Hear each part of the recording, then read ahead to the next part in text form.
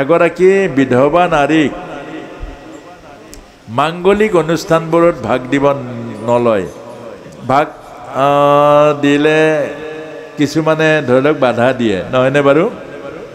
অৰ্থাৎ আজি আপোনাক হ'ব আই মাতৃসকলক এই কথাখিনিয়ে কৈছোঁ, সেন্দুৰ এগৰাকী আই যেতিয়া সাধৱা হয় পৰিপূৰ্ণ হয়। এতিয়া এগৰাকী আই যেতিয়া বিধৱা হয় আধা হয়। এজন স্বামী যদি পত্নী নাথাকে তেওঁ আধা হয়, তেওঁ যজ্ঞ কৰিলেও ফল নাপায়।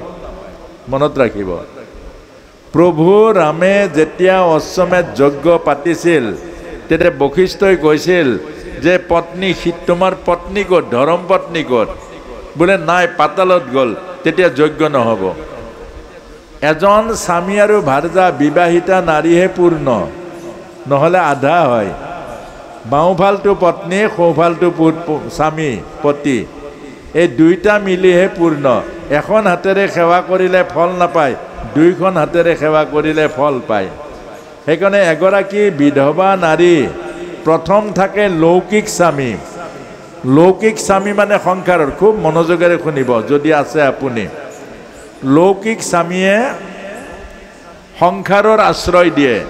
আৰু যদি আপুনি বিধৱা হৈ গ'ল, অৰ্থাৎ লৌকিক স্বামী গুচি গ'ল, আপুনি পাৰলৌকিক স্বামীক স্বামী কৰি লওক, অৰ্থাৎ ভগৱানৰ ওচৰত সমৰ্পিত হৈ লওক।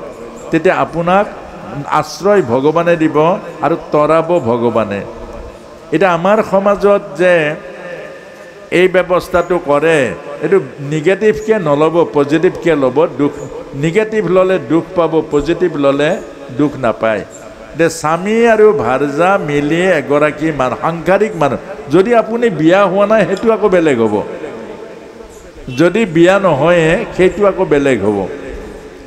যদি বিবাহ পাশত আবদ্ধ হয় তেতিয়া স্বামী আৰু ভাৰ্যা মিলিহে এটা হয়।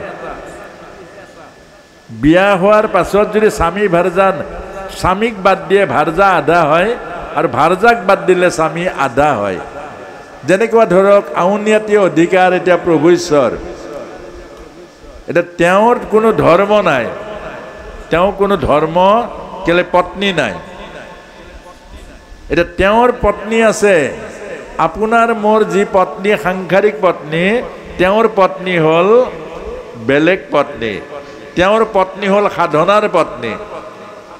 আৰু তেওঁলোকৰ পুত্ৰ কন্যা হ'ল সাধনাৰ গৰ্ভত জন্ম দিয়ে জ্ঞান আৰু বৈৰাগ্য।